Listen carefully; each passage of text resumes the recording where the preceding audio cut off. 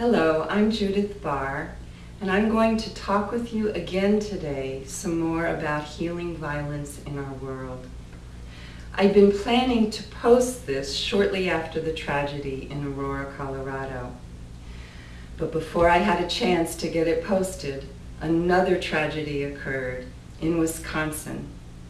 So that just fed my passion and my movement to keep going, to keep helping, to keep informing, to keep trying to inspire people to do their own healing, to do your part in participating in the healing. So today I'm again going to read the article I've written about another aspect of healing the violence in our world.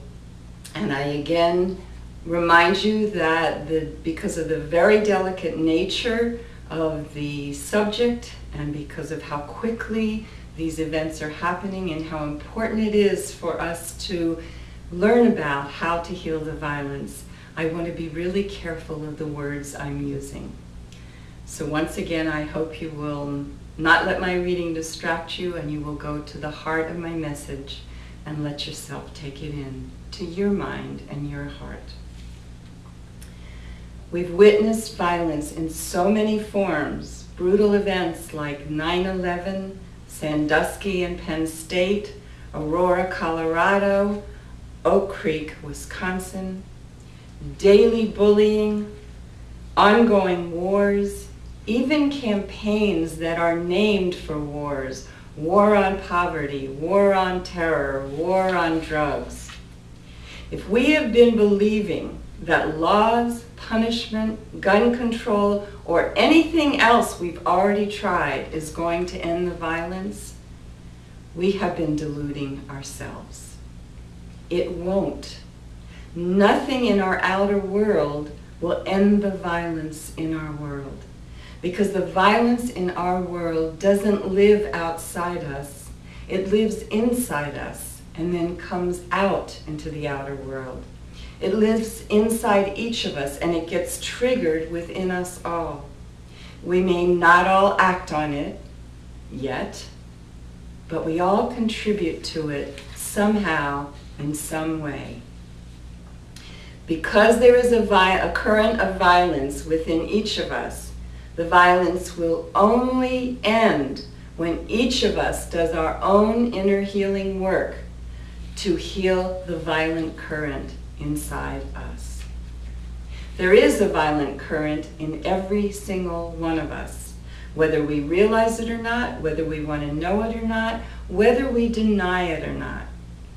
And no laws, no gun control, no punishment, not even prayer alone is going to end the violence in our world. In fact, nothing in the outer world will end the violence.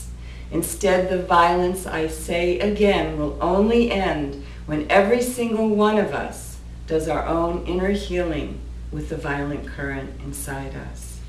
That violent current inside us that was created by our having been wounded somehow in our childhood, whether in our families, our neighborhoods, our schools, our places of worship, or simply by living in a society where violence occurs and in fact, sadly, is rampant today.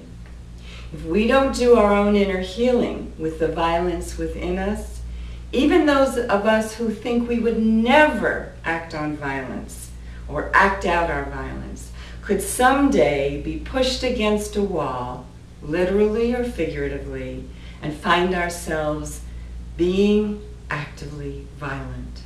Shooting someone, beating someone up, throwing someone around, on and on and on. We would never know when that time would come. We never would know what context it might come up in. But if we don't do our own inner healing with the violence within us, even those of us who fantasize violence and think it has no impact on the world will be contributing to the violence in our world. For the violence within us that we fantasize, as well as the violence within us that we're not even yet aware of, will feed and be fed by the violence the world is acting out. The wars, the tragic attacks like 9/11, the nightmare events like the shootings at Virginia Tech, Columbine High, Aurora, Colorado, and Oak Creek, Wisconsin. If we don't do our own inner healing with the violence within us, the violence in our own psyches will be fed by the violence in the outer world. The destructive events will stir the anger and destructive feelings, thoughts, and impulses within us. People will get excited and turned on, not necessarily sexually, by the violent events and the media reports of those events. I was first aware of this when I watched the first war that was televised live, the first war in Iraq. And the media was reporting the war as though it was a sporting event. And you can see it also in the angry, destructive comments on the internet in response to tragic events like the shooting in Aurora, Colorado. In turn, the violence inside us that has been fed and turned on will feed the violence in the outer world. If your own violence is stirred up by reports of violent events, you will watch more reports, so you feel your anger about the shooter and the bomber, instead of finding the roots of your own anger within you, and your own shooter or bomber within you. After 9/11, most people were looking at the terrorists outside who bombed the places, New York City, Pennsylvania, Washington, D.C. They were looking at the terrorists outside. People were coming to me and working to look at the terrorists within themselves. A difficult, courageous, and very healing thing. If we don't heal and we are fed, we have our own violence fed, you will watch more violent TV shows, more violent movies, play more violent games.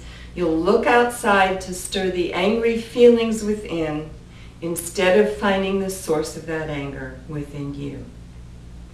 Or you may hide from the anger within till the next time, and eventually your angry, destructive, violent currents inside you will come up, and you will come face to face with those currents and need then to look at them, work with them, and heal them.